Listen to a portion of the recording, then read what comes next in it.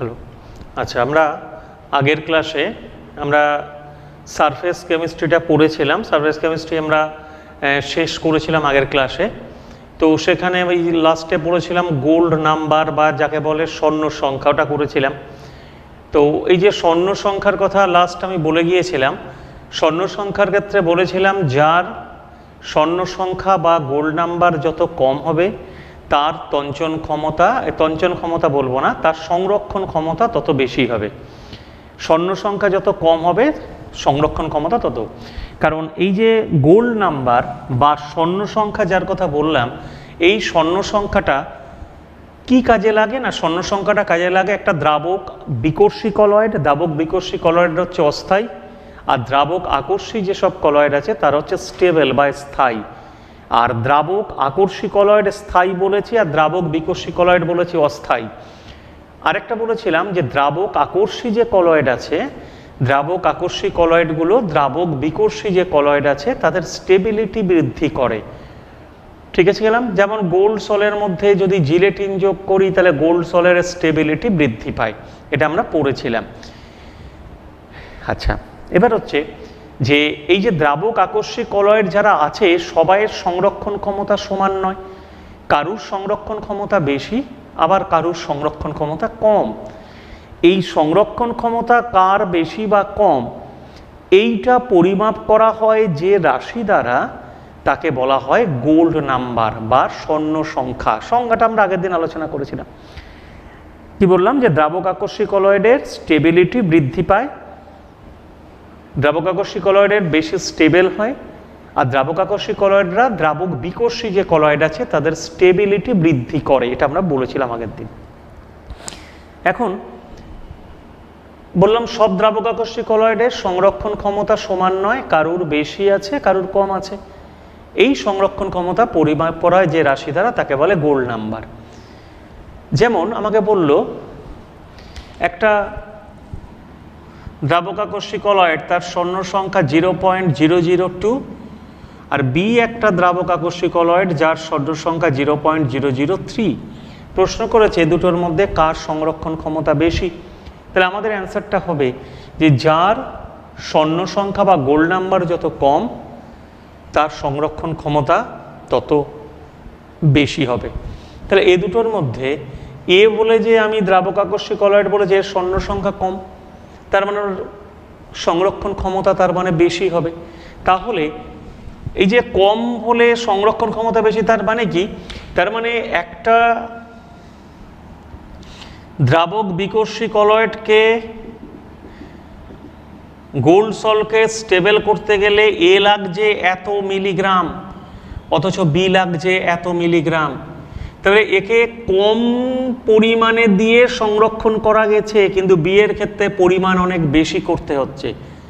তা কম পরিমাণে দিয়ে সংরক্ষণ করা হয়েছে মানে আমি বুঝবো নিশ্চয়ই তার ক্ষমতা অনেক বেশি, তাই তাকে কম পরিমাণে দিয়ে আমি সংরক্ষণ করতে পেরেছি। বলল জিলেটিন বা স্টার্চ এর গোল্ড নাম্বার বলল 0.2, শুধু এইটুকু বলে দিল, বলতে কি বোঝো? এরকম কোশ্চেন আমাদের করতে হবে। তাহলে স্টার্চের গোল্ড নাম্বার 0.2 বলতে কি বোঝো? তাহলে আমরা কি বুঝবো? আমরা সেই গোল্ড নাম্বারের সংজ্ঞাটা বলবো যে 10 ml প্রমাণ গোল্ড সল নেব, এর মধ্যে কি মেশাবো? এই 10 ml প্রমাণ গোল্ড সলের মধ্যে আমি মেশাবো 1 ml 10% NaCl দ্রবণ মেশাবো। মেশালে কি দেখব? বর্ণের পরিবর্তন হচ্ছে লাল থেকে নীল। এই বর্ণের পরিবর্তনটাকে আমাকে রোধ করতে হবে, আর এই বর্ণের পরিবর্তনটা রোধ করতে গেলে আমাকে সর্বনিম্ন এত মিলিগ্রাম স্টার্চ যোগ করতে হবে। কি বললাম বোঝা গেল? 10 ml প্রমাণ গোল্ড সলের মধ্যে 1 ml 10% NaCl যোগ করলে তার বর্ণের পরিবর্তন লাল থেকে নীল হয়। এই পরিবর্তনটাকে প্রতিরোধ করতে গেলে, আটকাতে গেলে সর্বনিম্ন এত মিলিগ্রাম কারণ গোল্ড নাম্বার কিন্তু মিলিগ্রামে বোঝানো হয়, এত মিলিগ্রাম আমাকে কি দিতে হবে, স্টার্স যোগ করতে হবে, অত মিলিগ্রাম স্টার্স দিলে তবে তার খোরাক হবে। এখান থেকে বিভিন্ন ছোট ছোট কোশ্চেন আছে আমাদের বইতে, বিভিন্ন কোশ্চেনগুলো করা রয়েছে, ছোট ম্যাথ আছে আমাদের, যে বলল 100 ml প্রমাণ গোল্ড সল একে সংরক্ষণ করতে গেলে বলল 0.002 গ্রাম জিলেটিন লাগবে। জিলেটিনের স্বর্ণ সংখ্যা কত প্রশ্ন দিল। 100 ml প্রমাণ গোল্ড সল আছে, তাকে সংরক্ষণ করতে গেলে 0.002 গ্রাম জিলেটিন লাগবে। বলল জিলেটিনের স্বর্ণ সংখ্যা কত, তাহলে আমাকে দেখতে হবে স্বর্ণ সংখ্যা হচ্ছে 10 ml প্রমাণ গোল্ড সলকে সংরক্ষণ করতে গেলে সর্বনিম্ন যত মিলিগ্রাম দ্রাবক আকর্ষী কলয়েড মেশাতে হবে। তাহলে 100 ml গোল্ড সল, তাহলে প্রথম কাজ গ্রামে আছে, আমরা গ্রামে করব না, আমরা ওটাকে মিলিগ্রামে নিয়ে যাব। তাহলে মিলিগ্রামে দিতে গেলে 1000 দিয়ে গুণ করব, তার মানে 2 মিলিগ্রাম হবে। 0.002 গ্রাম, গ্রাম থেকে মিলিগ্রামে যেতে গেলে 1000 দিয়ে গুণ করলাম, তার মানে 100 ml প্রমাণ গোল্ড সলকে সংরক্ষণ করতে গেলে 2 মিলিগ্রাম জিলেটিন লাগবে। তাহলে এটাও তো স্বর্ণ সংখ্যা না, স্বর্ণ সংখ্যা হচ্ছে 10 ml প্রমাণ গোল্ড সলের জন্য। তাহলে 100 ml সলে যদি এতটা লাগে, তাহলে 10 ml প্রমাণ গোল্ড সলের জন্য কতটা লাগবে, মানে কতটা লাগবে, তাহলে 2 এর 10 ভাগ লাগবে, তার মানে 2/10 সমান 0.2 মিলিগ্রাম লাগবে। তার মানে জিলেটিনের স্বর্ণ সংখ্যা আমি বলবো 0.2। এরকম ছোট ছোট অঙ্ক আছে, কিন্তু একটা অঙ্ক আমাদের দেখে রাখতে হবে, অঙ্ক তো ঠিক না।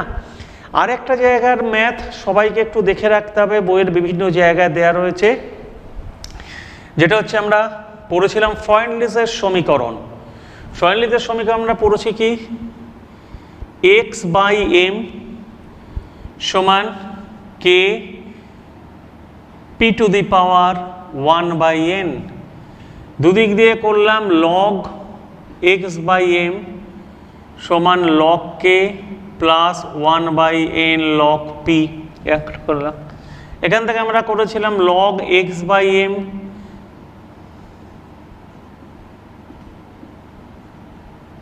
এই করেছিলাম। তো এই যে সমীকরণটা আমরা বলেছিলাম y = mx + c, এই সমীকরণের অনুরূপ। তাহলে এখানে m মানে নতি, নতি মানে 1/n, আবার নতি মানে আমরা বলতে পারি tan θ সমান 1/n। তাহলে এই জায়গাগুলো থেকে আমরা n এর মান বার করতে পারবো। আমাকে বলে দিল কত ডিগ্রি থিটার মানটা বলে দিল, n এর মান বার করতে পারবো। আমার এখানে k এর মান বলে দিল, কেটা এখানে কি তাহলে ছেদিতাংশ নিশ্চয়ই, কেটাকে বলা হয় এই লগ কেটাকে বলে ছেদিতাংশ, কে এর মান বলে দিল। আর এইটা হচ্ছে অধিশোষণ মাত্রা। তাহলে এই টাইপের অঙ্ক কিছু এখানে ডেটা দেওয়া থাকবে, অধিশোষণ মাত্রা বার করো। 1/n নতির মানটা কত ডিগ্রি এখানে বলে দিয়েছে, 1/n থেকে n বার করব। ওরা একটা চাপ বলে দেবে, ওরা ছেদিতাংশ বলে দেবে বা কে বলে দেবে, সেখান থেকে লগকে বার করে নেবো, নিয়ে এই সমীকরণে বসাবো, বসিয়ে আমরা x/m বার করতে পারবো। তো এই টাইপের ম্যাথগুলো কিন্তু আমাদের দেখতে হবে ভালো করে। তাহলে এই দুটো জায়গা থেকে আমি ম্যাথ একটু বাড়িতে প্র্যাকটিস করার কথা বলছি, এইটা একটা জায়গা আর এই একটা জায়গা, দুটো আমাদের করতে হবে। কোশ্চেন দিল যে সালফার জলের মধ্যে কলয়েডীয় দ্রবণ, অথচ কার্বন ডাইসালফাইডে সে প্রকৃত দ্রবণের মতো আচরণ করে। তার মানে কার্বন ডাইসালফাইডে যখন সে দ্রবীভূত হয় তখন পুরোপুরি আরও বেশি পরিমাণে ক্ষুদ্র হয়ে যায়, তার মানে প্রকৃত দ্রবণ। অথচ আমরা যদি ওটাকে কার্বন ডাইসালফাইডে না দিয়ে জলের মধ্যে দিই, তাহলে জলে সে সম্পূর্ণ দ্রবীভূত হয় না, সে কিসের আকারে থাকে, কলয়েডীয় কণার আকারে থাকে। কিভাবে বুঝবো যে জলের মধ্যে দিলে সেটা কলয়েড দ্রবণ, অথচ কার্বন ডাইসালফাইডে দিলে সেটা প্রকৃত দ্রবণ? না, এটা আমাদের বোঝার একটা উপায় আছে, টিন্ডাল এফেক্ট। যেটার মধ্যে দিয়ে টিন্ডাল এফেক্ট দেখতে পাবো বলবো সেটা কলয়েড দ্রবণ, আর যেটার মধ্যে টিন্ডাল এফেক্ট দেখা যাবে না সেটাকে আমরা বলবো প্রকৃত দ্রবণ। এইভাবে কিন্তু আমরা কলয়েড দ্রবণ আর প্রকৃত দ্রবণ যেগুলো আছে তাদের মধ্যে আমরা পার্থক্য করতে পারি, ঠিক আছে। আর কোশ্চেন কিছু কিছু কোশ্চেন আছে সেগুলো কিন্তু সবাইয়ের করে রাখতে হবে, পরে যে কোশ্চেনগুলো আছে সেগুলো দেখে রাখতে হবে। আচ্ছা, চামড়া ট্যান করা হয়, চামড়াও একটা কিন্তু কলয়েড দ্রবণ, আর ওকে ট্যানিন দ্রবণের মধ্যে ডুবে রাখা হয়, ট্যানিন দ্রবণও কিন্তু একটা কলয়েড দ্রবণ। তাহলে যখন ওরা কিন্তু আবার আর একটা পয়েন্ট, চামড়া আর ট্যানিন দ্রবণ দুটো বিপরীত কলয়েড, একটা পজিটিভ কলয়েড একটা নেগেটিভ কলয়েড, দুটো বিপরীত। যখন চামড়াকে ট্যানিন দ্রবণের মধ্যে দেবো তখন সে দুটো যুক্ত হয়ে যাবে, অর্থাৎ পজিটিভ নেগেটিভ যুক্ত হয়ে তঞ্চিত হবে, ফলে চামড়ার অত সহজে পচবে না। ওই জন্যে চামড়াকে কি করতে হয়, ট্যানিং করতে হয়, ট্যান করতে হয়, ট্যানিন দ্রবণের মধ্যে দেওয়া হয় বলে তাকে বলে ট্যান করা। তো এইগুলো আমরা পড়েছিলাম আমাদের সারফেস কেমিস্ট্রিতে, আর আমাদের বলার কিছু নেই। সারফেস কেমিস্ট্রি এগুলোই প্রথম দিকের কোশ্চেনের মধ্যে আমরা ওই অধিশোষণ তত্ত্বের সাহায্যে অসম সত্য অনুঘটনের ব্যাখ্যা আমি একদম পয়েন্ট করে বলে দিয়েছি, ওই পয়েন্টগুলো ঠিক করে সবাই পড়বে, এটা পড়তে হবে। আকৃতিগত বর্ণনাত্মক অনুঘটক আগের দিনও আমরা ডাউট ক্লিয়ারিংয়ে করেছি। তাহলে সারফেস কেমিস্ট্রি ছোট চ্যাপ্টার, সহজ চ্যাপ্টার, অসুবিধা হওয়ার কথা না। তো ওখানে আমার আর বলার কিছু নেই, বা নিজেরা কোশ্চেনগুলো করে নিতে হবে। আচ্ছা, এইবার আমরা যেটা শুরু করব চ্যাপ্টারটা হচ্ছে ইউনিট 2 হবে সলিউশন, বাংলায় বলে দ্রবণ। এখানে আমরা সলিউশনের যেসব প্রপার্টিগুলো পড়ব সেটা মেনলি নন ইলেকট্রোলাইটিক সলিউশন। নন ইলেকট্রোলাইটিক সলিউশন মানে আমি বোঝাতে চাইছি তড়িৎ অবিশ্লেষ্য দ্রবণ, নন ইলেকট্রোলাইটিক সলিউশন। যা কিছু প্রপার্টি আছে আমরা কলিগেটিভ প্রপার্টি পড়বো, আজকের হবে না, আজকের অন্য জিনিস দ্রবণেরই ফার্স্ট পার্টটা পড়বো, কিন্তু এখানে ধর্মগুলো অনেক সূত্র আছে, সেগুলো পড়তে গেলে আমাদের দেখতে হবে যে এটা কলিগেটিভ। এটা আমরা শুরু করব যে চ্যাপ্টারটা হচ্ছে দ্রবণ, বা যাকে বলে সলিউশন। এটা হচ্ছে নন ইলেকট্রোলাইটিক সলিউশন, মানে তড়িৎ অবিশ্লেষ্য দ্রবণ। যেমন NaCl যদি আমি বলি, NaCl দ্রবণের ক্ষেত্রে, কারণ এই দ্রবণটা চ্যাপ্টারে অনেক আমাকে সূত্র পড়তে হবে, তো সেই সূত্রগুলো পড়তে গেলে আমরা যাদের ক্ষেত্রে অ্যাপ্লিকেবল সেই দ্রবণটা হবে নন ইলেকট্রোলাইট, অর্থাৎ তড়িৎ অবিশ্লেষ্য দ্রবণ। তড়িৎ বিশ্লেষ্য দ্রবণের ক্ষেত্রে কিন্তু এগুলো পুরোপুরি অ্যাপ্লিকেবল নয়। চিনি, গ্লুকোজ, ইউরিয়ার ক্ষেত্রে খাটবে কিন্তু, কারণ চিনি, গ্লুকোজ, ইউরিয়া যে তিনজনের নাম বললাম, এই তিনটে সলিউটই কিন্তু তড়িৎ অবিশ্লেষ্য, কিন্তু তড়িৎ বিশ্লেষ্য দ্রবণের ক্ষেত্রে কিন্তু এটা অ্যাপ্লিকেবল নয়, এটা আমাকে মাথায় রাখতে হবে। এইবার এই যে আমরা দ্রবণ যে চ্যাপ্টারটা পড়ছি, তো দ্রবণ চ্যাপ্টারটা পড়তে গেলে আমাদের প্রথম কিছু কনসেন্ট্রেশন বা গাঢ়ত্ব, বা যাকে বলে শক্তি বা মাত্রা, শক্তি, মাত্রা বা গাঢ়ত্ব, এগুলো হচ্ছে, আমি জলের মধ্যে অল্প চিনি দিলাম, তাহলে তার সুইটনেসটা অল্প হবে, মিষ্টতা কম হবে। আমি আরেকটু চিনি দিলাম, তাহলে মিষ্টতা আরেকটু বেশি হবে। তার মানে এই যে আমি দ্রাবকের মধ্যে কতটা পরিমাণে, সলভেন্ট, দ্রাবক মানে সলভেন্ট, আর দ্রাব মানে সলিউট, এই সলভেন্টের মধ্যে কতটা সলিউট দেবো, এই বা কতটা সলিউট আছে, এইটা আমাকে জানতে হবে। আর এটাকেই বলে তার শক্তি বা মাত্রা বা স্ট্রেংথ। এই যে আমরা বিভিন্ন শক্তি বা মাত্রা পড়ব, আমরা কতগুলো শক্তি বা মাত্রা পড়ব, সেগুলো হচ্ছে 1,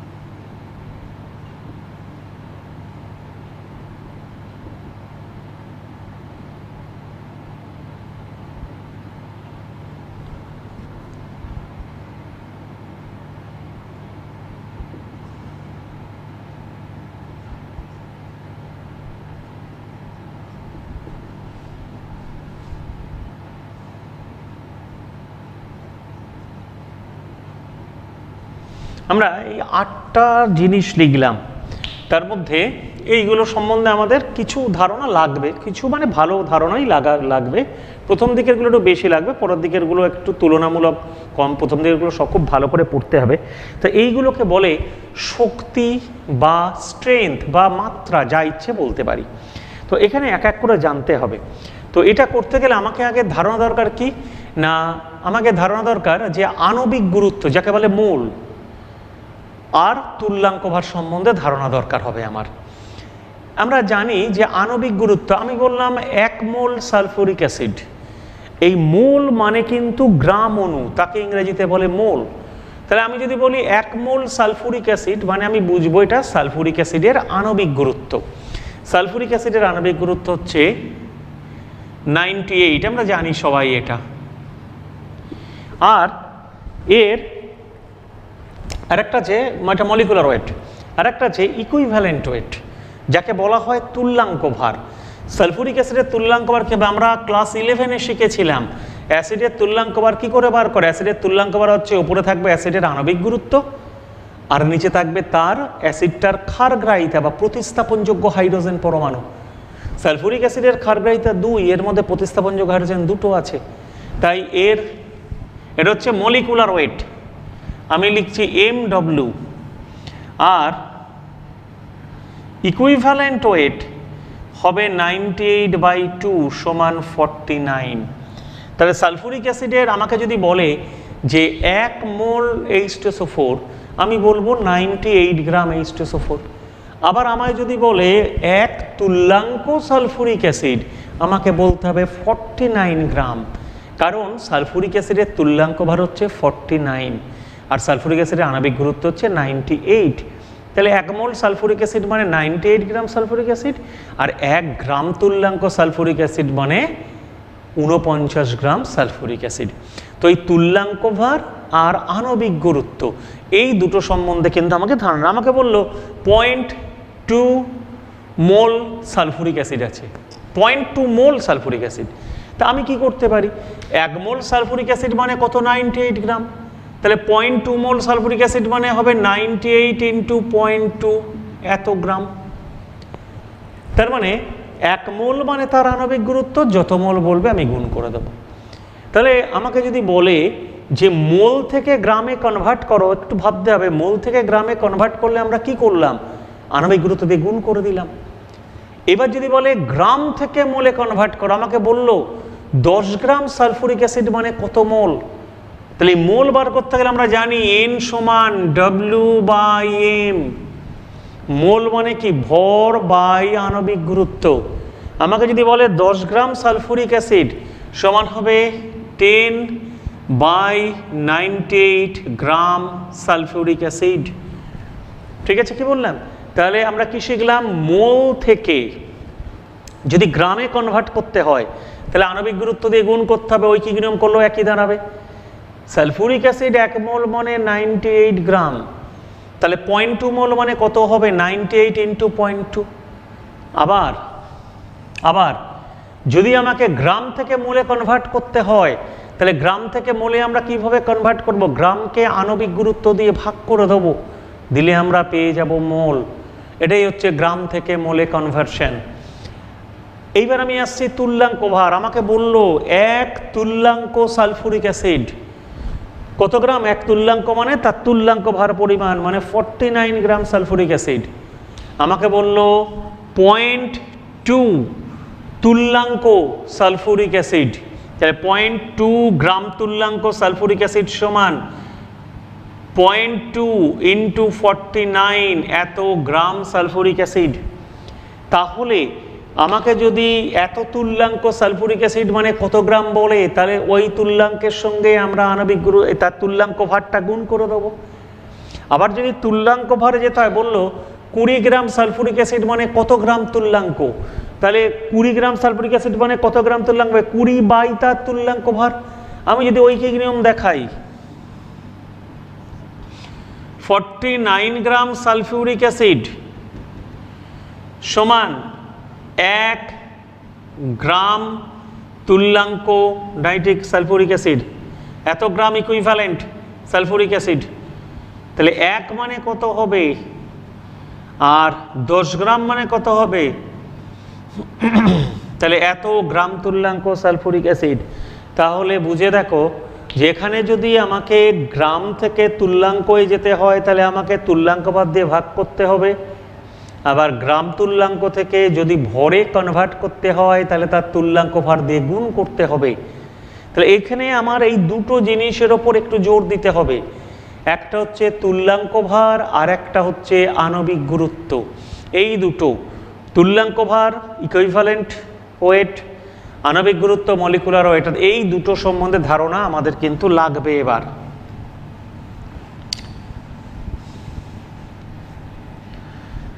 এবার আমরা চলে আসছি, এক এক করে চলে আসি।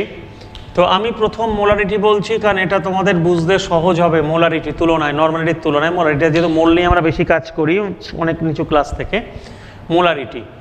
মোলারিটির সংজ্ঞাটা হচ্ছে, আমি ফার্স্ট মোলারিটির সম্বন্ধে বলছি।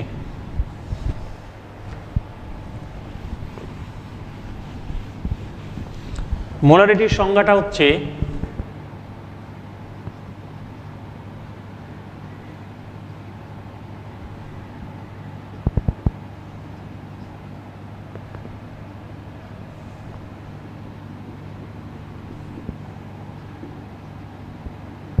লিখলাম 1000 ml দ্রবণে যত মোল দ্রবীভূত আছে তাকে ওই দ্রবণের মোলারিটি বলে। কথাটা কিন্তু সংজ্ঞাটা ভালো করে কাজে লাগবে। কি বললাম? 1000 ml দ্রবণে যত মোল মানে গ্রাম অণু, তাহলে 1000 ml দ্রবণে যত মোল দ্রবীভূত আছে তাকে ওই দ্রবণের মোলারিটি বলে। মনে করো আমি এই একটা ভলোমেট্রিক ফ্লাস্ক নিলাম, এখানে নিলাম, এখানে একটা দাগ কাটা আছে, এর গায়ে লেখা আছে 1000 ml। একটা ভলোমেট্রিক ফ্লাস্ক নিলাম, একটা স্কেল করা আছে এখানে, আর এর গায়ে লেখা রয়েছে 1000 ml, এটা লেখা রয়েছে।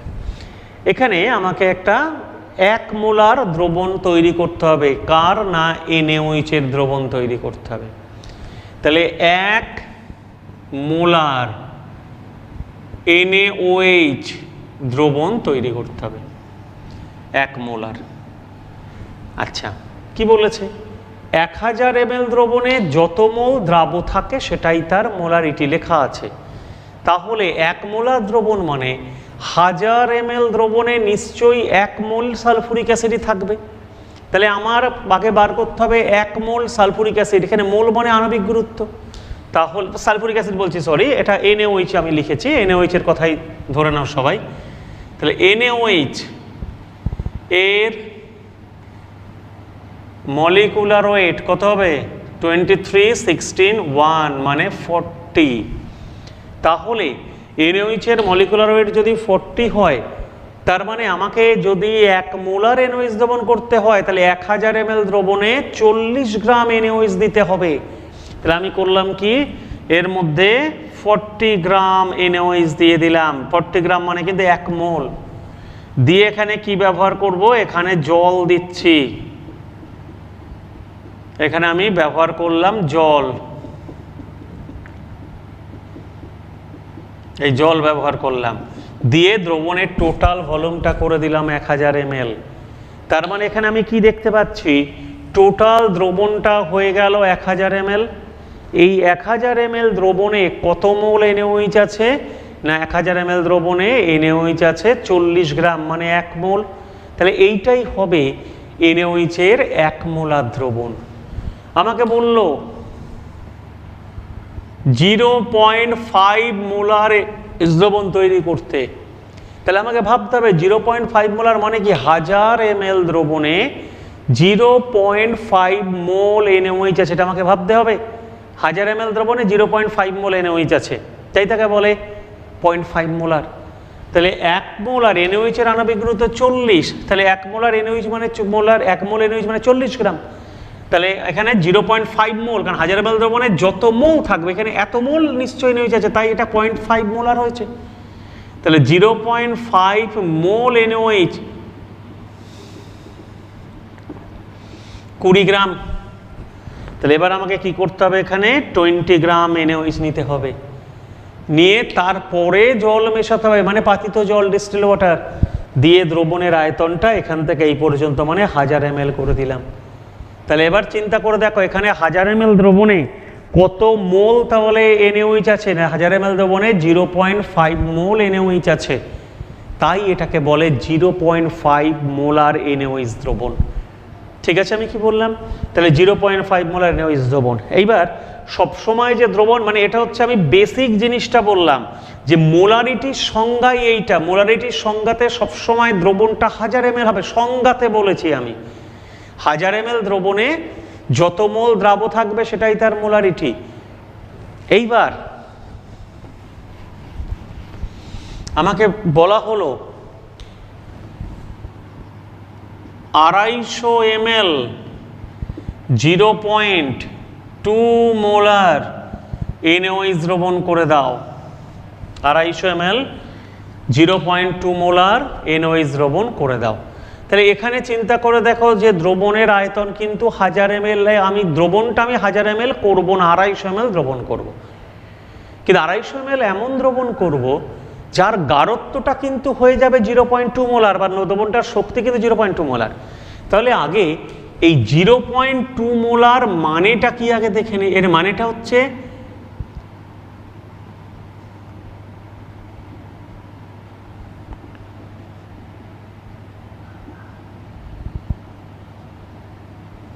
এর মানেটা হচ্ছে 1000 ml দ্রবণে 0.2 মোল NaOH আছে। আবার 0.2 মোল NaOH মানে কি আমি বার করে নিই, 1 মোল NaOH মানে কত গ্রাম জানো, 1 মোল NaOH মানে 40 গ্রাম। তাহলে 0.2 মোল NaOH মানে কত, 40 ইন্টু 0.2, তার মানে 8 গ্রাম NaOH। তাহলে 1000 ml দ্রবণে এত মোল NaOH আছে না লিখে এবার আমি আবার লিখছি, 1000 ml দ্রবণে 8 গ্রাম NaOH আছে।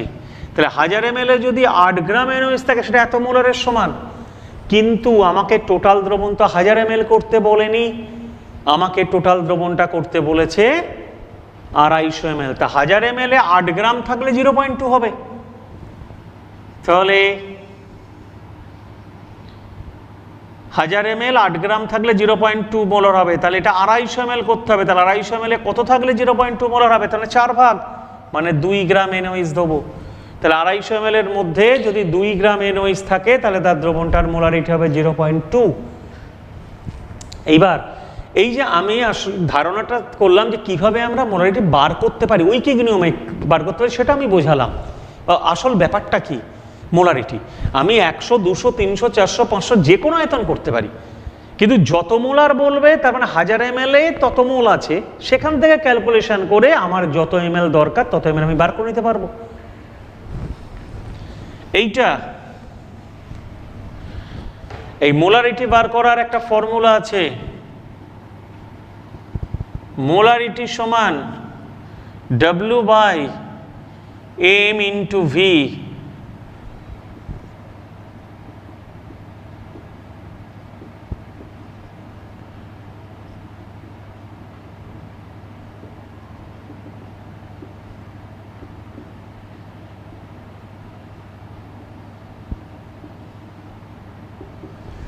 কি লিখলাম, W মানে দ্রাবের ভর, M মানে দ্রাবের আণবিক গুরুত্ব, আর V মানে দ্রবণের আয়তন। তবে এখানে দ্রবণের আয়তন কোন এককে ব্যবহার করব, দ্রবণের আয়তন আমরা ব্যবহার করব লিটার একক, এটা কিন্তু মাথায় রাখতে হবে। দ্রবণের আয়তনটা যে আমরা ব্যবহার করব, দ্রবণের আয়তনটা আমরা ব্যবহার করব কিন্তু লিটার এককে, এটা আমাকে মাথায় রাখতে হবে। W/m into V। আচ্ছা, ক্যালকুলেশন করেছিলাম 250 ml এত মোলার তৈরি করতে গেলে কত গ্রাম NaOH লাগবে, আমরা ক্যালকুলেশন করেছিলাম 2 গ্রাম। এখানে দেখে নেই মোলারিটি কত বলেছে, 0.2।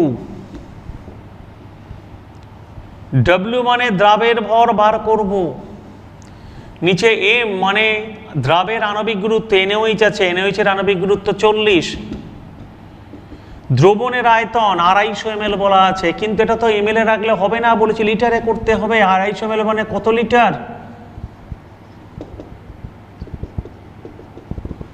0.25 লিটার।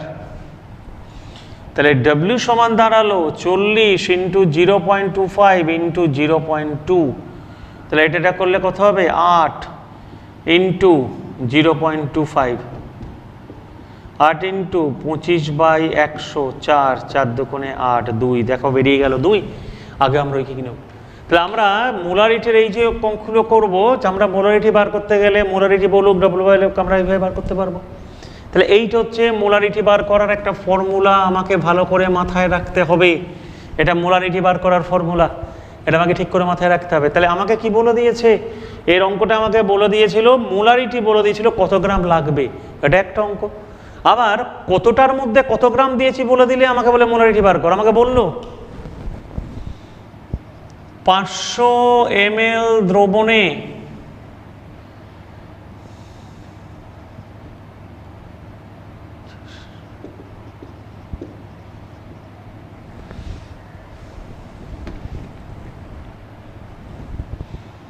500 ml দ্রবণে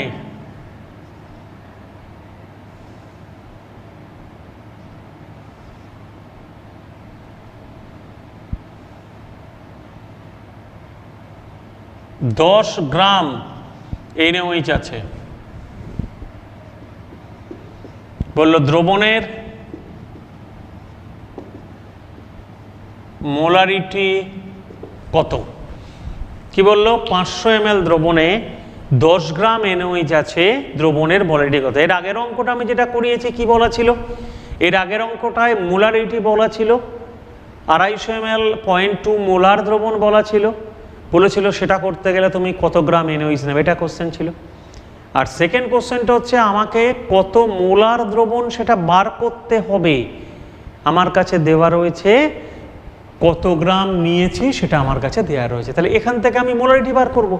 তাহলে আমার কাছে তো ফর্মুলা রয়েছে মোলারিটি বার করার, মোলারিটি সমান W/m/V। কোনটা কি টার্ম আমি লিখে দিয়েছি, ভালো করে মাথায় রাখতে হবে। দ্রবণের আয়তনটা অনেক ভুল হয় পরীক্ষায়, আয়তনটা যে লিটারে বার করতে হবে এটা কিন্তু আমাকে বলতে হবে। তাহলে W কত গ্রাম বলবো না 10, দ্রাবের আণবিক গুরুত্ব কত বলবো 40, আর দ্রবণের আয়তন 500 ml মানে 0. কত হাফ মানে 0.5 লিটার। তাহলে 1/4 20, 2 তাহলে 0.5, এই হচ্ছে দ্রবণের মোলারিটি। তাহলে আমরা এই ফর্মুলা দিয়ে কিন্তু সহজেই আমরা মোলারিটি বার করতে পারি। তাহলে আমরা ঐকিক নিয়মে করতে পারি, আবার এই ফর্মুলাও করতে পারি W/m/V, এটা মোলারিটি বার করার ফর্মুলা, ভালো করে সবাইকে দেখে রাখতে হবে। এইটা এই যে ফর্মুলাটা তৈরি হয়েছে, ব্যাপারটা হচ্ছে আমাকে বলেছে দ্রাবের ভর W, দ্রাবের আণবিক গুরুত্ব M, তাহলে দ্রাবের মোল সংখ্যা,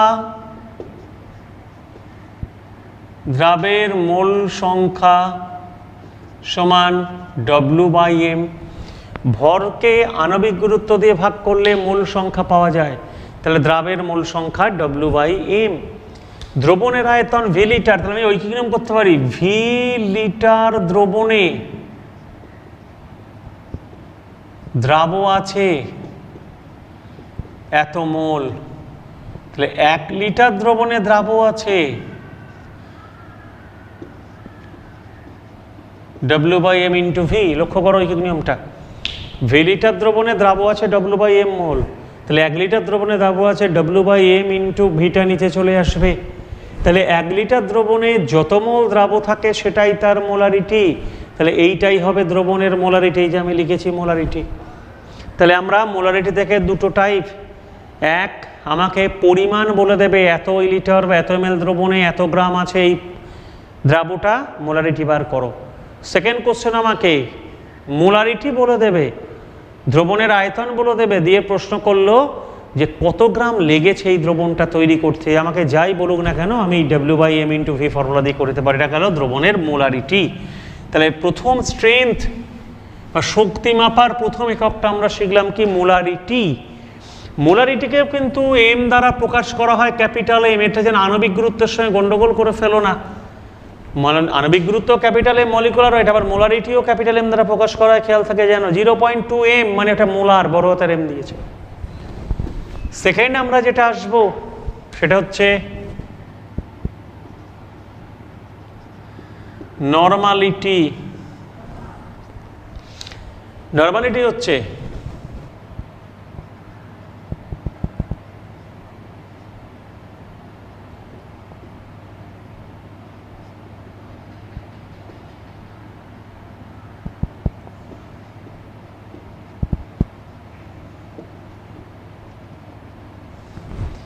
এক 1000 ml দ্রবণে যত গ্রাম তুল্যাঙ্ক দ্রবীভূত থাকে তাকে ওই দ্রবণের নরমালিটি বলে। কি বললাম? 1000 ml দ্রবণে যত গ্রাম তুল্যাঙ্ক দ্রবীভূত থাকে তাকে ওই দ্রবণের নরমালিটি বলে। ঠিক আছে, কি বললাম? তাহলে 1000 ml দ্রবণে যত গ্রাম তুল্যাঙ্ক দ্রবীভূত আছে, মনে করো নরমালিটিকে আমরা n দ্বারা প্রকাশ করি। তাহলে আমাকে এক নরমাল মনে করো H2SO4 দ্রবণ বা NOH দ্রবণ তৈরি করতে হবে, এক নরমাল। এবার আমাকে দেখতে হবে যে NOH এর তুল্যাঙ্ক ভার কত। এই যে NOH আছে, NOH এর তুল্যাঙ্ক ভার কত? NOH এর আণবিক গুরুত্ব 40। NOH একটা ক্ষার, NOH একটা ক্ষার, ক্ষারের তুল্যাঙ্ক ভার হচ্ছে যে আণবিক গুরুত্বকে ওই ক্ষারের মধ্যে যতগুলো প্রতিস্থাপনযোগ্য OH আছে বা যাকে বলে ক্ষারের অম্লগ্রাহিতা সেটা দিয়ে ভাগ করতে হয়।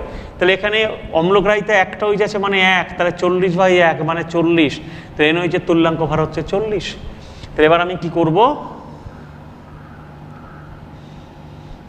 ভলিওমেট্রিক ফ্লাস্ক নিলাম, এর মধ্যে 40 গ্রাম, কারণ এটা যেটাই আণবিক গুরুত্ব সেটাই তুল্যাঙ্ক ভার। কেন? কারণ ক্ষারগ্রাহিতা 1 বলে।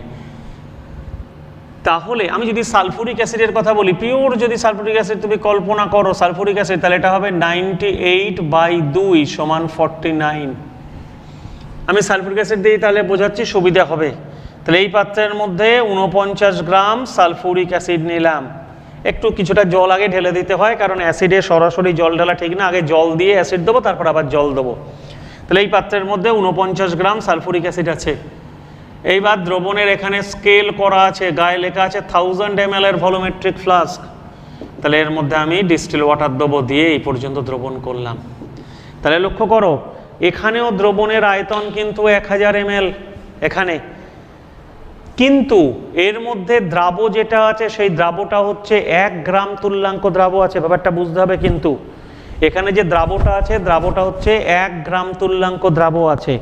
তাহলে 1000 ml দ্রবণে 1 গ্রাম তুল্যাঙ্ক দ্রাব আছে, তাহলে এটাই হলো দ্রবণের নরমালিটি। তাই এই দ্রবণটাকে বলে এক নরমাল দ্রবণ। তাই নরমালিটির সংজ্ঞা, টোটাল দ্রবণটা আমি 1000 ml করেছি, যত গ্রাম তুল্যাঙ্ক আছে, এখানে সালফুরিক অ্যাসিডের গ্রাম তুল্যাঙ্ক 49, তাহলে 49 গ্রাম সালফুরিক অ্যাসিড মানে 1 গ্রাম তুল্যাঙ্ক সালফুরিক অ্যাসিড।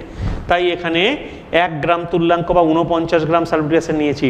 তাহলে 1000 ml দ্রবণে 1 গ্রাম তুল্যাঙ্ক দ্রাব আছে বলে এই দ্রবণটাকে বলে এক নরমাল দ্রবণ।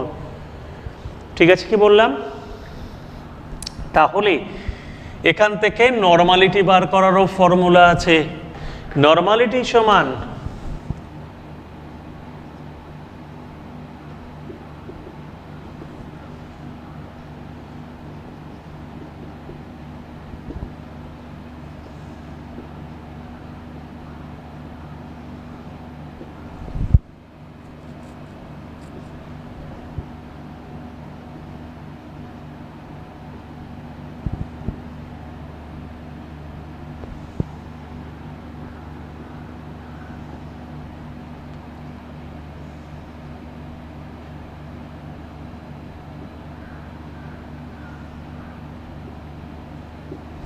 তাহলে এখানে একটাই পার্থক্য, এই মানে তুল্যাঙ্ক ভার। আমাকে বলল 250 ml 0.2 নরমাল KOH দ্রবণ তৈরি করতে হবে। 250 ml 0.2 নরমাল KOH দ্রবণ তৈরি করতে হবে। এই দ্রবণ তৈরি করতে কত গ্রাম KOH প্রয়োজন? ভালো করে দেখতে হবে সবাইকে। 250 ml 0.2 normal, 250 ml 0.2 normal KOH দ্রবণ তৈরি করতে হবে। করতে গেলে আমার কত গ্রাম কেওএইচ লাগবে? তো আমরা ফর্মুলা আমাদের কাছে আছে এই ফর্মুলাটা। আমার তিনটে জিনিস লাগবে, আমার ডব্লিউ লাগবে, এখানে ই লাগবে আর ভি লাগবে। ডব্লিউ মানে দ্রাবের ভর লাগবে, 250 ml এত নর্মাল আমাকে তৈরি করতে বলেছে, দ্রাবের ভর বার করতে হবে, তাহলে আমার নর্মালিটি লাগবে, তুল্যাঙ্ক ভর লাগবে, ভি লাগবে। তাহলে আমার প্রথম কাজ তুল্যাঙ্ক ভার কেওএইচ এর তুল্যাঙ্ক ভার। পটাশিয়াম কত? 39 প্লাস 16 প্লাস 1/1, কারণ কেওএইচ একটা ক্ষার, ক্ষারের তুল্যাঙ্ক ভার হচ্ছে ক্ষারের আণবিক গুরুত্ব বাই অ্যাসিড গ্রাহিতা। অ্যাসিড গ্রাহিতা মানে যতগুলো ওইচ থাকবে সেটাই হবে তার অ্যাসিড গ্রাহিতা বা অম্লগ্রাহিতা। তাহলে এর অম্লগ্রাহিতা হচ্ছে 1, তাহলে এটা গেল 56, কে 39 ও 16 H1, তাহলে এটা গেল 56। তাহলে নরমালিটি সমান, নরমালিটি কত বলেছে? 0.2 বলেছে নরমালিটি, সমান ডব্লিউ মানে দ্রাবের ভর বার করব, বাই ই মানে দ্রাবের তুল্যাঙ্ক ভার 56, দ্রবণের আয়তন 250 ml, তার মানে 250/1000, 0.25। তাহলে এখানে লক্ষ্য করো, এখানে কার মানটা লাগবে? ডব্লিউর মানটা লাগবে। তাহলে আমাকে যদি নরমালিটির কোনো অঙ্ক দেয়, নরমালিটি বার করতে গেলে তাহলে আমাকে আগে কি লাগবে? আমাকে আগে তুল্যাঙ্ক ভারটা লাগবে, মাথায় থাকে যেন। নরমালিটি যদি বার করতে হয় তাহলে আমাকে কি লাগবে? আগে তুল্যাঙ্ক ভারটা লেগে যাবে। তুল্যাঙ্ক ভার ছাড়া আমি কিন্তু নরমালিটি বার করতে পারবো না। আচ্ছা, তাহলে এই ফর্মুলা দিয়ে 4টে রাশি আছে, নরমালিটি, ডব্লিউ, ই, ভি। এই 4টের মধ্যে তোমাদের কাছে 3টে রাশি দিয়ে দেওয়া হবে, আর একটা রাশি নিজেরাই ফর্মুলা দিয়ে বার করতে হবে। ভুল হতে পারে কোথায়? দ্রবণের আয়তনটা লিটারে প্রকাশ করতে হবে, এই জায়গাটা অনেকের ভুল হয়ে যায়, 250 ml 250 লিখে দিতে পারে। আর আণবিক গুরুত্ব বার করতে হবে, আর তুল্যাঙ্ক বার করতে হবে। এগুলো ক্লাস 11-এর জিনিস, আবার আমাদের প্র্যাকটিস করতে হবে জিনিসগুলো নিয়ে, ঠিক আছে? তো এটা গেল নরমালিটি, এটা গেল মোলারিটি। আচ্ছা, আমরা জানি নরমালিটির সমান W/A × V। তাহলে এখান থেকে বলতে পারি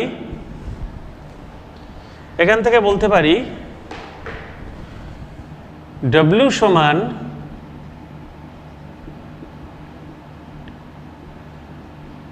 এটা বলতে পারি W সমান নরমালিটি × V। আবার মোলারিটি সমান W/M × V। এখান থেকে বলতে পারি W সমান মোলারিটি × M × V। যদি W-র মান তুলনা করি তাহলে আমি বলতে পারি যে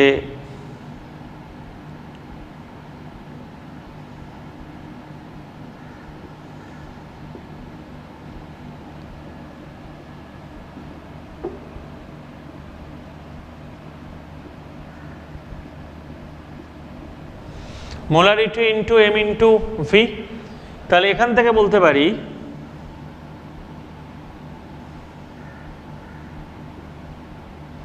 দুদিক দিয়ে VV উঠে যাবে, তাহলে নরমালিটি সমান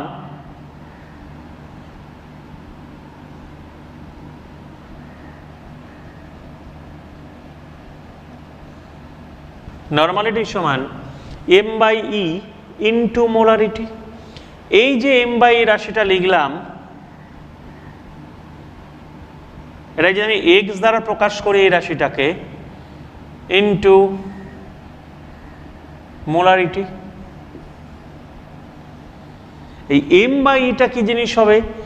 M/Eটা হবে অ্যাসিডের ক্ষেত্রে তার ক্ষারগ্রাহিতা, ক্ষারের ক্ষেত্রে তার অম্লগ্রাহিতা, আর লবণের ক্ষেত্রে হবে ক্যাটায়নের মোট যোজ্যতা। কি বললাম বোঝা গেল? এই যে x রাশিটা বলেছি, তাহলে সম্পর্কটা কি হলো? নরমালিটি সমান x × মোলারিটি। তাহলে এই যে x রাশিটা আমি লিখেছি, x রাশিটা কি জিনিস? M/A মানে আণবিক গুরুত্ব বাই তুল্যাঙ্ক ভার। এই আণবিক গুরুত্ব বাই তুল্যাঙ্ক ভার মানেই হবে অ্যাসিডের ক্ষেত্রে হবে ক্ষারগ্রাহিতা, লক্ষ্য করো সালফুরিক অ্যাসিড যদি হয়, সালফুরিক অ্যাসিডের আণবিক গুরুত্ব 98, তুল্যাঙ্ক বার 49 সমান 2, আবার সালফুরিক অ্যাসিডের ক্ষারগ্রাহিতাও কিন্তু 2। তাহলে লক্ষ্য করো এটা মানেই তার ক্ষারগ্রাহিতার মান বেরিয়ে আসছে। তাহলে M/E আমরা কি বলবো? অ্যাসিডের ক্ষেত্রে বলবো তার ক্ষারগ্রাহিতা, ক্ষারের ক্ষেত্রে বলবো তার অম্লগ্রাহিতা, আর লবণের ক্ষেত্রে বলবো ক্যাটায়নের মোট যোজ্যতা। বোঝা গেল? এইটা হচ্ছে নরমালিটি আর মোলারিটির মধ্যে সম্পর্ক, ভালো করে দেখে রাখতে হবে। যদি আমাকে প্রশ্ন করে নরমালিটি এবং মোলারিটির মধ্যে সম্পর্ক, তাহলে বলবো W গ্রাম দ্রাবণ নেওয়া হয়েছে, দ্রবণের আয়তন হয়েছে ভি লিটার, আর দ্রাবের আণবিক গুরুত্ব M, ক্যাপিটাল M, আর দ্রাবের তুল্যাঙ্ক বার, এই কথাটাকে লিখে নিতে হবে। তাহলে কি বলছি? ধরি ভি লিটার দ্রবণে W গ্রাম দ্রবীভূত আছে। শুরুটা বলছি কিন্তু, ধরি ভি লিটার দ্রবণে W গ্রাম দ্রবীভূত আছে, দ্রাবের আণবিক গুরুত্ব M এবং দ্রাবের তুল্যাঙ্ক ভার হচ্ছে E। তারপরে আমাকে নরমালিটি আর মোলারিটির ফর্মুলা লিখতে হবে, ডব্লিউর মান বার করে তুলনা করতে হবে। আর এক্স মানে কি বললাম? অ্যাসিডের ক্ষেত্রে ক্ষারগ্রাহিতা, ক্ষারের ক্ষেত্রে তার অম্লগ্রাহিতা, আর লবণের ক্ষেত্রে বললাম ক্যাটায়নের মোট যোজ্যতা। ঠিক আছে কি বললাম? তাহলে এই প্রমাণটা আমাকে করে রাখতে হবে। বলা হলো 0.1 মোলার সালফুরিক অ্যাসিড, এটা সমান কত normal sulphuric acid? 0.1 molar sulphuric acid সমান কত নরমাল? নরমালিটি বার করতে হবে। তাহলে নরমালিটি সমান কি বলেছি? x into molarity. সালফুরিক অ্যাসিডের x মানে ক্ষারগ্রাহিতা 2 ইন্টু 0.1, তাহলে 0.2 হয়ে গেল। তাহলে দ্রবণটার এটা কি বেরিয়ে গেল? নরমালিটি। তাহলে যে সালফুরিক অ্যাসিড দ্রবণের মোলারিটি 0.1, সেই সালফুরিক অ্যাসিড দ্রবণের নরমালিটি কিন্তু হয়ে গেল কত? 0.2। তাহলে দ্রবণের নরমালিটি দাঁড়ালো 0.2। বোঝা গেল কি বললাম? কারণ এখানে আমাকে মোলার, নরমাল এই কাজগুলো কিন্তু করতে হবে। মোলারিটি থেকে নরমালিটি, নরমালিটি থেকে মোলারিটি, এগুলো কিন্তু করতে হবে। কারণ আমরা যখন পিএইচ করেছি ক্লাস 11-এ, পিএইচ সেটা কিন্তু মোলার দ্রবণের ক্ষেত্রে করা হয়। তাহলে সালফুরিক অ্যাসিডের যদি আবার বললো 0.4 নরমাল সালফুরিক অ্যাসিড সমান কত মোলার সালফুরিক অ্যাসিড, তাহলে এখানে নরমালিটি দেওয়া আছে, বার করতে হবে মোলারিটি। তাহলে এই ফর্মুলা আমি অ্যাপ্লাই করব।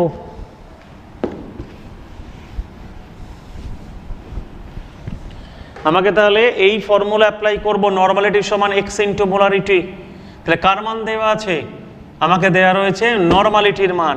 নরমালিটি আছে 0.4 সমান x মানে সালফুরিক অ্যাসিডের ক্ষারগ্রাহিতা 2 ইন্টু মোলারিটি, ক্ষারগ্রাহিতার সমান 2 ইন্টু মোলারিটি। তাহলে এর মোলারিটি সমান হবে 0.4/2 সমান 0.2। তার মানে যে সালফুরিক অ্যাসিড দ্রবণের নরমালিটি ছিল 0.4, সেই সালফুরিক অ্যাসিড দ্রবণের মোলারিটি হয়ে গেছে কিন্তু 0.2। তাহলে লক্ষ্য করতে হবে কিন্তু ব্যাপারটা, যে নরমালিটি দেওয়া থাকলে মোলারিটি, মোলারিটি দেওয়া থাকলে নরমালিটি। বললো 0.4 নরমাল সালফুরিক অ্যাসিড দ্রবণের পিএইচ কত? এই যে 0.24 নরমাল সালফুরিক অ্যাসিড দ্রবণের পিএইচ কত, বা H+ আয়নের গাঢ়ত্ব যদি বলে, সেখান থেকে কিন্তু মোলারিটির একটা ব্যাপার আছে, কথাটা যেন খেয়াল থাকে। কারণ আবার কাদের ক্ষেত্রে নরমালিটি আর মোলারিটি সমান হবে, এটা আমাকে ভাবতে হবে। কাদের ক্ষেত্রে নরমালিটি আর মোলারিটি সমান হবে? তাহলে যাদের ক্ষেত্রে x এর মান হবে 1, তার মানে যে অ্যাসিডের ক্ষারগ্রাহিতা 1, বা যে ক্ষারের অম্লগ্রাহিতা 1, বা লবণের ক্ষেত্রে ক্যাটায়নের মোট যোজ্যতা হবে 1, তাদের ক্ষেত্রে কিন্তু x এর মান 1 আর x এর মান 1। যেমন NaOH, KOH ক্ষারের ক্ষেত্রে, কারণ এই ক্ষারগুলোর x সমান 1, কারণ অম্লগ্রাহিতা 1 OH একটা আছে। আবার আবার অ্যাসিডের ক্ষেত্রে যদি বলি হাইড্রোক্লোরিক অ্যাসিড, নাইট্রিক অ্যাসিড, এদের মধ্যে প্রতিস্থাপনযোগ্য হাইড্রোজেন আছে একটা করে। তাহলে একটা করে যদি প্রতিস্থাপনযোগ্য হাইড্রোজেন থাকে তাহলে সেখানে কিন্তু এদের অম্লগ্রাহিতা না, এদের ক্ষারগ্রাহিতা এক করে হবে। তাহলে এক আম্লিক ক্ষারক আর এক ক্ষারীয় অ্যাসিড, এদের ক্ষেত্রে এক্স এর মান 1, এদের ক্ষেত্রে যেটাই নরমালিটি হবে সেটাই হবে মোলারিটি। কি বললাম বোঝা গেল? তাহলে এদের ক্ষেত্রে কিন্তু নরমালিটি আর মোলারিটি কিন্তু সমান, এদের ক্ষেত্রে না হলে কিন্তু সমান হবে না, কথাটা যেন মাথায় থাকে। হলো? আচ্ছা, তাহলে এটা গেল সেকেন্ড যে স্ট্রেংথ বার করা, সেই সেকেন্ড স্ট্রেংথটা আমরা বার করে দিয়েছি। ঠিক আছে? আচ্ছা, এইবার আমরা দেখব মোলালিটি। মোলালিটি নরমালিটিকে প্রকাশ করা হয় ক্যাপিটাল এন দ্বারা, নরমালিটিকে প্রকাশ করা হয়। মোলারিটিকে প্রকাশ করা হয় ক্যাপিটাল এম দ্বারা, আর মোলালিটিকে প্রকাশ করা হয় স্মল এম দ্বারা। ঠিক আছে? কি বললাম? আচ্ছা, মোলালিটির সংজ্ঞাটা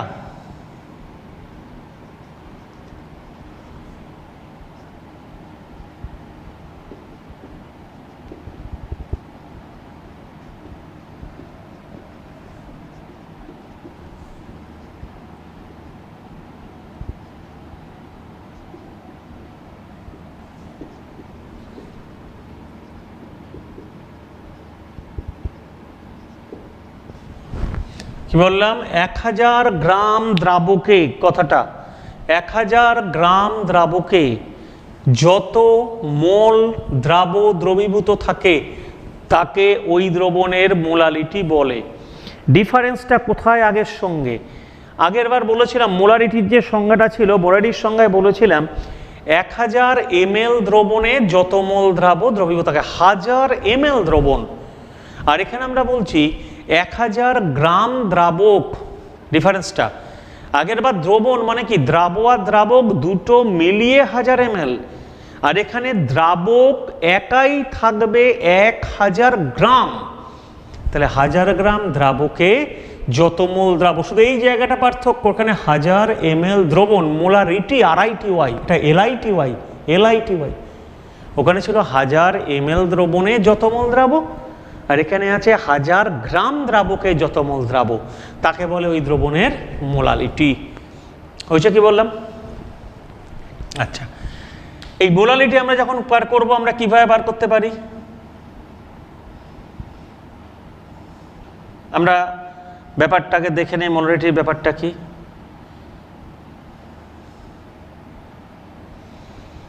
এটা ভলোমেট্রিক ফ্লাস্ক।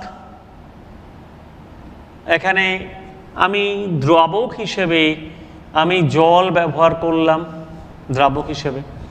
তাহলে আমার প্রথম কাজ, আমি দ্রাবক হিসেবে জল ব্যবহার করেছি, খেয়াল থাকে যেন। আচ্ছা, জল ব্যবহার করলাম দ্রাবক হিসেবে। আমাকে কতটা জল নিতে হবে মোলারিটি বার করতে গেলে? না, মোলারিটি বার করতে গেলে আমাকে জল নিতে হবে ঠিক 1000 গ্রাম। মোলারিটি বার করতে গেলে আমাকে জল নিতে হবে, মানে দ্রাবকটা নিতে হবে ঠিক 1000 গ্রাম। তাহলে আমি 1000 গ্রাম দ্রাবক ব্যবহার করলাম, দ্রাবকটা ব্যবহার করলাম 1000 গ্রাম, এখানে দ্রাবক ব্যবহার করলাম, জল 1000 গ্রাম। তাহলে প্রথমেই আমাকে জল নিতে হবে কতটা? 1000 গ্রাম। তবে আমি ধরে নিলাম যেখানে টেম্পারেচার কিছু বলা নেই, মানে 4 ডিগ্রি সেন্টিগ্রেড আমি ধরে নিলাম বলেছি আমি। তাহলে এখানে জল নিলাম 1000 গ্রাম, যে কোনো কন্ডিশনে 1000 গ্রাম জল নিলাম, শুধু জল 1000 গ্রাম। এরপরে আমি NaOH এর দ্রবণ করব 1 মোলাল, দ্রবণ করব 1 মোলাল NaOH এর 1000 ml দ্রবণে। তার মানে মোলালিটি মানে 1000 গ্রাম দ্রাবকে 1 মোল দ্রাবক থাকবে। মোলালিটি মানে 1000 গ্রাম দ্রাবকে 1 মোল দ্রাবক থাকবে, তাকে বলে তার মোলালিটি। 1000 গ্রাম দ্রাবকে 1 মোল। তাহলে NaOH এর আণবিক গুরুত্ব বারবার আমরা আলোচনা করেছি 40।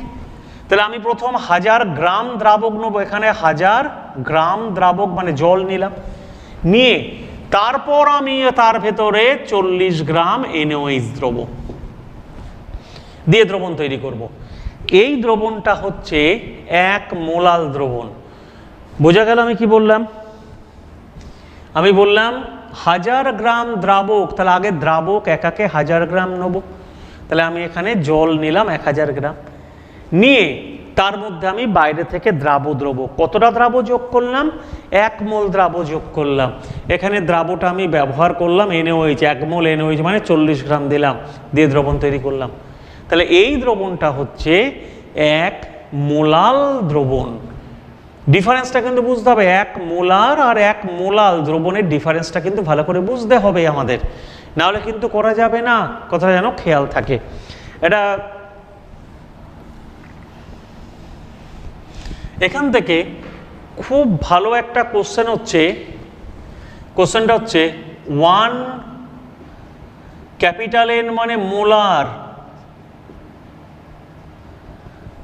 জলীয় দ্রবণ ও 1 স্মল m মানে মোলাল, ক্যাপিটাল M মানে মোলার এখানে, আর স্মল m মানে মোলাল জলীয় দ্রবণের মধ্যে কোনটি বেশি গাঢ়। বোঝার সুবিধার জন্য আমি টেম্পারেচার কাউন্ট করলাম 4 ডিগ্রি সেন্টিগ্রেড, ঠিক আছে, আমাদের বোঝার সুবিধার জন্য তোমাদের। তাহলে আগে আমি 1 মোলার জলীয় দ্রবণ করব। তাহলে আমি কি করব, এখানে একটা ভলিউমেট্রিক ফ্লাস্ক নিলাম, 1000 ml স্কেল করা আছে, এটা 1000 ml, 1 মোলার জলীয় দ্রবণ করছি আমি। তাহলে আমি আগে এখানে 1 মোল দ্রাব দিলাম, তারপর আমি এখানে ডিস্টিল ওয়াটার দিলাম, দিয়ে দ্রবণের আয়তন এই পর্যন্ত করলাম। এইটা হচ্ছে 1 মোলার দ্রবণ। এই তাহলে 1 মোলার দ্রবণ মানে কি, আগে আমাকে কি দিতে হবে, আগে আমাকে 1 মোল দ্রাব দিতে হবে। 1 মোল দ্রাব দেওয়ার পরে, 1 মোল দ্রাব দেওয়ার পরে ডিস্টিল ওয়াটার দেবো। ডিস্টিল ওয়াটার দেওয়ার পরে দ্রবণের আয়তন আমি কত ml করব, দ্রবণের আয়তন আমি করব 1000 ml। তাহলে এই যে যেই 1000 ml করবো, এটা হলো 1 মোলার দ্রবণ। আর একটা পাত্র আমি করলাম কি,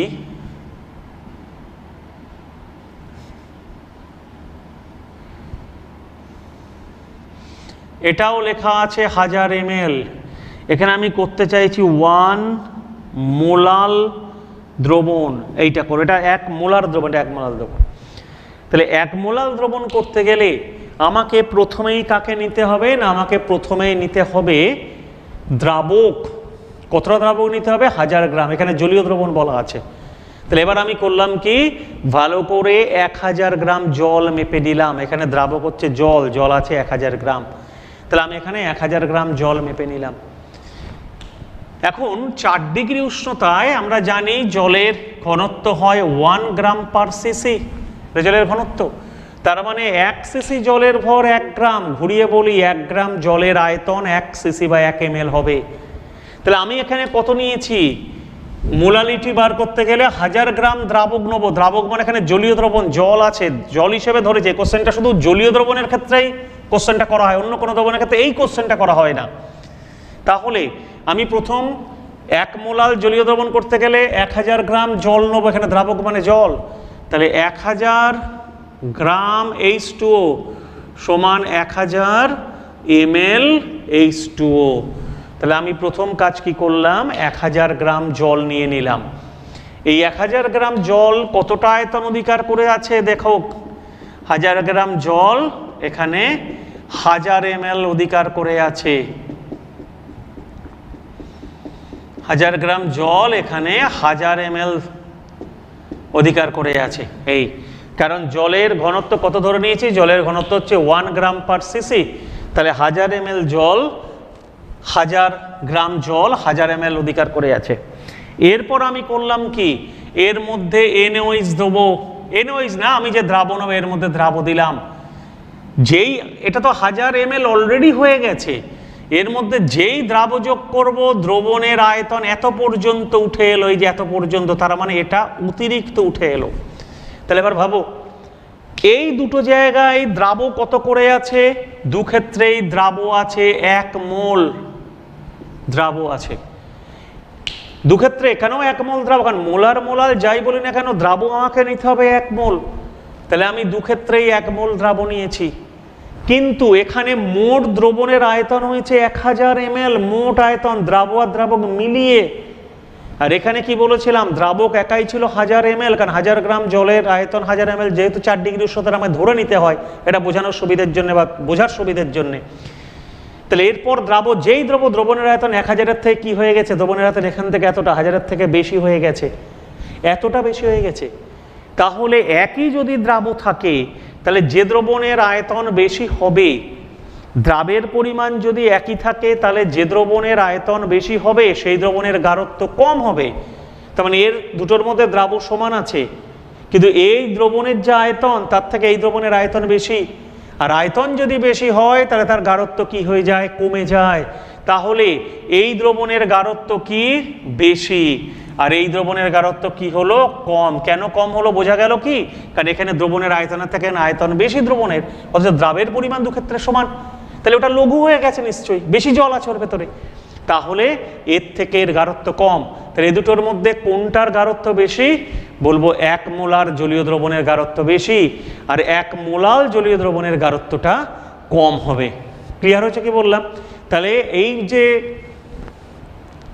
মোলালিটি বললাম এটা খুব ভালো কোশ্চেন। আর এই তিনটার মধ্যে লক্ষ্য করবে নর্মালিটি, মোলারিটি, মোলারিটির মধ্যে এই মোলালিটি উষ্ণতার উপর নির্ভর করে না। লক্ষ্য করো মোলালিটি পুরো ভর সংক্রান্ত। 1000 গ্রাম দ্রাবক, এটা দ্রাবকের ভর, যত মোল দ্রাবক, মোল মানে কি ভর বাই আণবিক গুরুত্ব, সেও ভর। তাহলে মোলালিটি রাশিটা পুরোপুরি ভর সংক্রান্ত রাশি। এখানে দ্রাবকের ভর লাগে, দ্রাবের মোল লাগে। দ্রাবের মোল মানেও দ্রাবের ভর বাই আণবিক ভর, একই জিনিস, তেও ভর। যেহেতু দুটোর ভর সংক্রান্ত রাশি এই জন্য এটা উষ্ণতার উপর নির্ভর করে না। কিন্তু বাকি যে বলেছি আমরা মোলারিটি আর নর্মালিটি, দু ক্ষেত্রেই ছিল 1000 ml দ্রবণ, সেটা কিন্তু উষ্ণতার উপর নির্ভর করবে যেহেতু দ্রবণের আয়তন। তাহলে কোনটা উষ্ণতা নিরপেক্ষ? এই তিনটের মধ্যে আমরা পড়লাম মোলালিটি রাশিটা উষ্ণতা নিরপেক্ষ। নর্মালিটি আর মোলারিটি, RITY মোলারিটি, এই দুটো হচ্ছে দ্রবণের আয়তন সংক্রান্ত। উষ্ণতার পরিবর্তনে আয়তনের পরিবর্তন হতে পারে, কিন্তু ভরের কোনো পরিবর্তন হয় না। সেই জন্যে মোলালিটি ভালো। আর একটা শর্ট কোশ্চেন, মোলালিটি উষ্ণতার উপর নির্ভর করে না, মোলালিটি পুরোপুরি ভর সংক্রান্ত। কিন্তু নর্মালিটি আর মোলারিটি উষ্ণতার উপর নির্ভর করে, কারণ ওখানে দ্রবণের কি আছে না, দ্রবণের আয়তন আছে, তাই নির্ভর করে। তাহলে আমাদের ফার্স্ট ক্লাস এইটা থাকলো। আমরা ফার্স্ট ক্লাস মানে দ্রবণের ক্ষেত্রে, আমরা তারপরে সেকেন্ড ক্লাসটা শুরু করব এরপরে।